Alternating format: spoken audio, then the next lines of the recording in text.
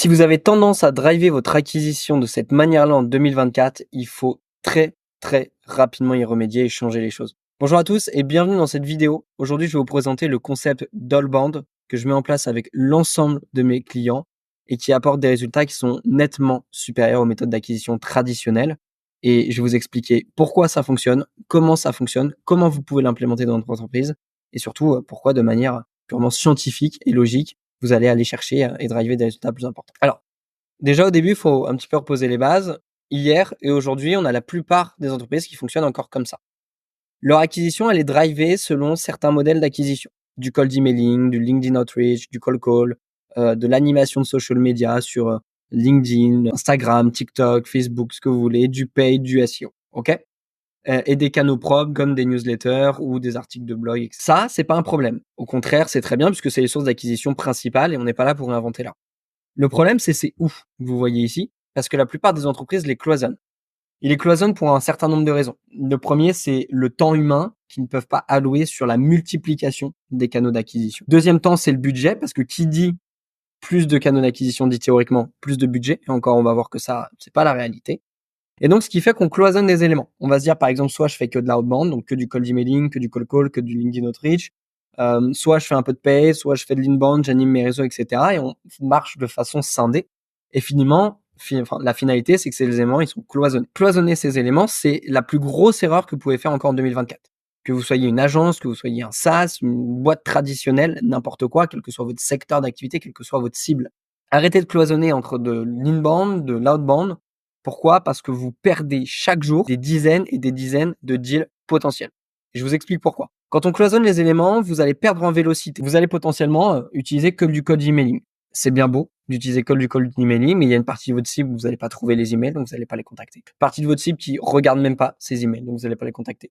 Une partie de votre cible qui va peut-être lire vos emails, mais ça va lui faire ni chaud ni froid, donc vous allez le perdre. Bref, vous perdez en vélocité sur votre capacité à aller chercher des clients. Pourquoi? Parce que le cold emailing ne convient pas à tout le monde. Le cold emailing n'a pas un 100% de réussite.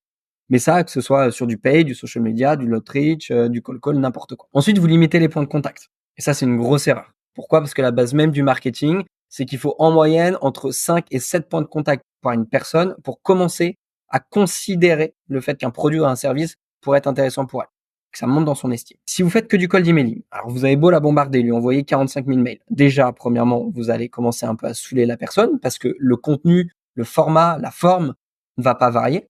Mais surtout, vous multipliez pas les points de contact. Donc, typiquement, vous allez être en relation avec cette personne que lors de ses horaires de boulot, quand elle va être potentiellement devant son ordi à traiter des mails, qui est peut-être une action qu'elle déteste faire. Donc, potentiellement, le seul point de contact qu'elle aura avec votre boîte, c'est un moment où elle est en train de faire une action qu'elle aime pas. Donc, vous perdez des points de contact et donc vous perdez votre capacité à aller susciter la curiosité de la part de certaines personnes. Et puis, ça a un impact sur votre closing. Pourquoi? Parce que entre multiplier les points de contact versus avoir un seul point de contact avec une personne, on n'a pas le même niveau d'éducation qui est fait. On n'a pas le même niveau de confiance qui est donné. Donc, on n'a pas la même facilité à les closer derrière. Donc, finalement, ce que vous vous rendez compte, c'est que quand vous cloisonnez entre inbound, outbound ou juste une action par-ci, juste une action par-là, vous ne faites pas seulement cloisonner, c'est que vous perdez en vélocité, en capacité d'action. Vous limitez vos points de contact et donc vous limitez vos capacités à les closer derrière. Pour illustrer ça, très simple. Monsieur X, il vous contacte par mail. C'est une séquence de 5 mails. C'est-à-dire que pendant une semaine ou 2 semaines, vous allez recevoir 5 mails de sa part. Est-ce que vous allez acheter? Oui, vous allez acheter si la personne est très forte. Donc, elle vous a très bien ciblé, que ses mails sont très bien rédigés, que cette personne arrive au bon moment et qu'il apporte plus ou moins une solution de dingue. C'est à peu près le cas d'usage qui va faire que vous allez signer. Mais dans 95% des cas, ça va être un non.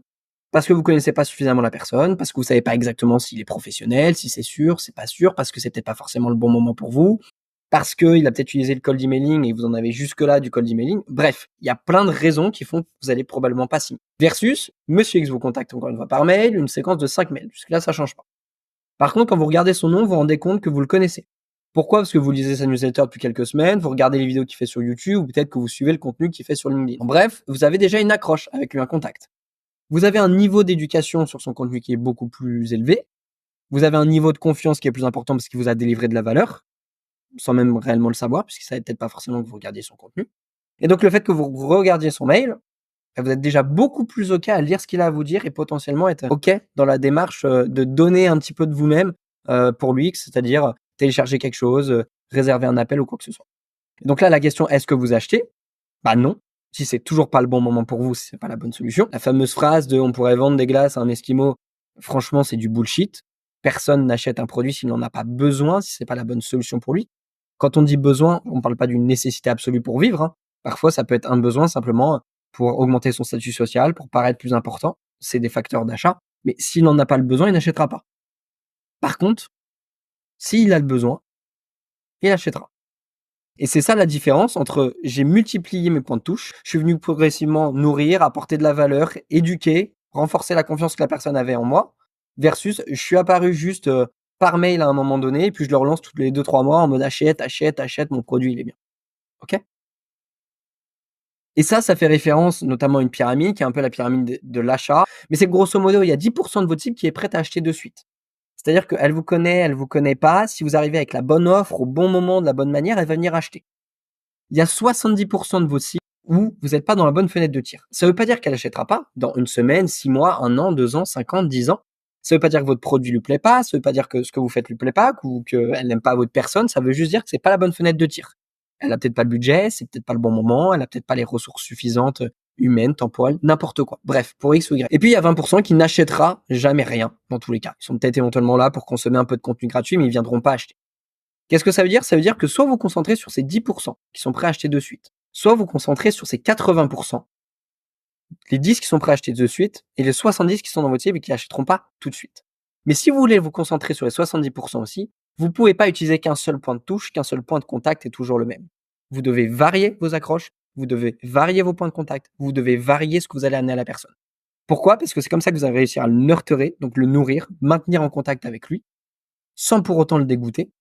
Et c'est ce qui fait que, au moment où sera le bon moment pour lui, vous serez top of mind et il passera à l'action. Et pour ça, si vous isolez vos actions inbound, outbound, il n'y a aucune raison que ça vienne fonctionner. Donc la solution, c'est quoi? Tadam! C'est ce qu'on appelle l'outbound. L'outbound, c'est quoi? C'est tout simplement de l'outbound plus de l'inbound. Et ça amène de l'argent. Pourquoi? Parce que, en fait, on vient supprimer les murs et les barrières que vous mettez entre votre inbound et votre outbound. On vient multiplier les points de touche au même moment. Typiquement, un workflow de prospection outbound, ça pourrait être: j'ai identifié des entreprises types, je mets un petit peu de budget en LinkedIn Ads pour me rendre visible auprès de ces entreprises-là. Ensuite, automatiquement, je leur envoie un petit message sur LinkedIn, puis un petit message par mail, puis je vais leur envoyer un petit courrier très rapide sur le siège social de leur entreprise, puis je leur passe un coup de fil. Là, on a multiplié les points de contact avec du paid, etc. En plus de ça, je crée du contenu, j'apporte du contenu, des lignes magnettes auprès de cette entreprise, ce qui fait que je lui apporte ce côté un peu inbound où elle peut regarder du contenu et elle peut revenir vers moi derrière en laissant son mail ou en réservant un créneau, n'importe. En fait, je multiplie tous mes points de touche et finalement, en très peu de temps, je peux avoir contacté cette personne-là 7, 8, 9, 10 fois sur des canaux différents, de manières différentes. Et là, l'adoption pour votre produit, pour votre service ou l'intérêt que la personne va apporter va pas du tout être le même. En fait, dans l'idée, c'est qu'on vient prendre le meilleur des deux. On vient prendre les bons côtés de l'outbound, notamment toute la partie sourcing, enrichissement, pouvoir contacter qui on veut, quand on veut. C'est l'intérêt de l'outbound, c'est qu'on peut cibler exactement qui on veut, d'accord? Avec des outils différents, des outils de sourcing comme Salesnav, Faro, des outils d'enrichissement comme Full Enrich, des outils de diffusion comme Lemlist, par exemple. Et puis on vient prendre les bons côtés de l'inbound. Le bon côté de l'inbound, c'est quoi? C'est que on crée un contenu, on va venir intéresser les bonnes personnes. Simplement, on ne sait pas exactement qui c'est. Et donc, via votre site web, Webflow, via du contenu LinkedIn, via une newsletter, via du contenu vidéo, et via un peu d'ads aussi, du LinkedIn Ads, du Twitter Ads. Alors, oui, le paid est entre de l'outbound et l'inbound, je l'ai mis dans cette catégorie-là. Vous allez pouvoir attirer les bonnes personnes. Et finalement, quand on mixe les deux, ça donne des workflows où les personnes qui ont réagi à une ads, on va pas tout de suite leur proposer un rendez-vous et les 3 quarts voudront pas acheter votre service, mais par contre, on va savoir qui c'est, on va pouvoir enrichir leurs données, on va pouvoir leur envoyer quelques séquences de mails, on va pouvoir leur envoyer des messages, leur pousser du contenu à forte valeur ajoutée.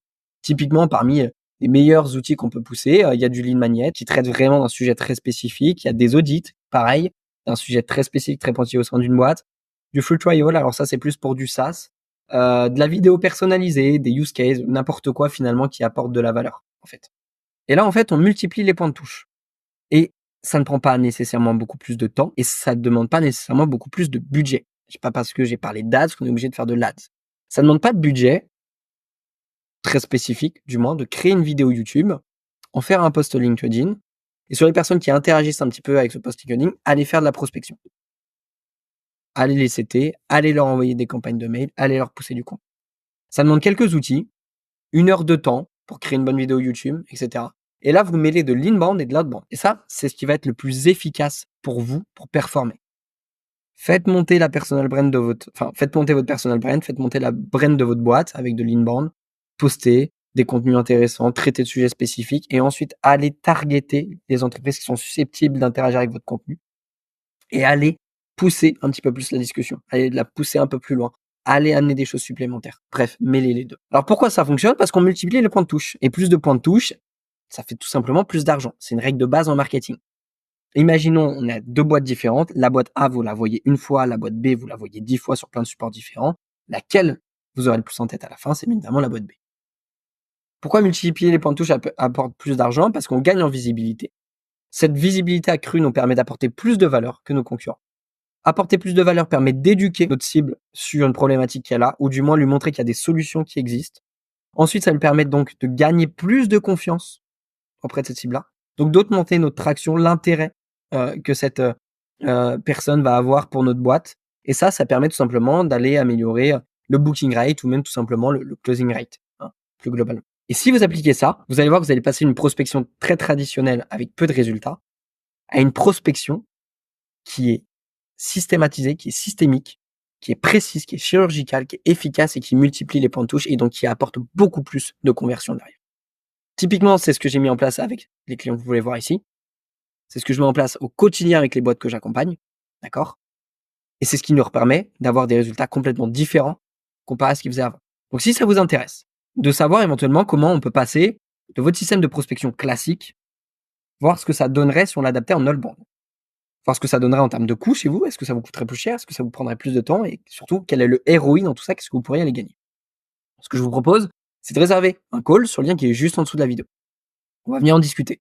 Vous me présentez un petit peu ce que vous faites, je viens de challenger les process et je vous montre comment on peut passer de votre process actuel à un process all-bound optimisé avec beaucoup plus de ROI. Ok? Si ça matche bien, si vous voulez aller plus loin, je vous proposerai un petit peu et je vous présenterai les services que je procure aux différentes entreprises que j'accompagne tous les mois. Mais en tout cas, une chose est sûre, si vous faites ça en 2024, vous perdez du temps, de l'énergie et de l'argent. Et vous faites doubler par la concurrence. Si vous faites ça en 2024, vous gagnez du temps, vous gagnez de l'argent et vous doublez vos concurrents. Aussi simple que ça. C'est tout pour moi. Je vous prends pas plus de temps. Je mets le workflow disponible aussi pour que vous puissiez aller le regarder. Et pour tous ceux que ça intéresse, je vous invite vraiment à réserver un call offert dans la description de la vidéo. Ok, histoire qu'on puisse venir challenger vos process. Au pire des cas, vous repartez avec une roadmap. Dans le meilleur des cas, vous faites accompagner et vous faites en sorte que votre acquisition explose sur cette fin d'année et sur le début d'année 2025.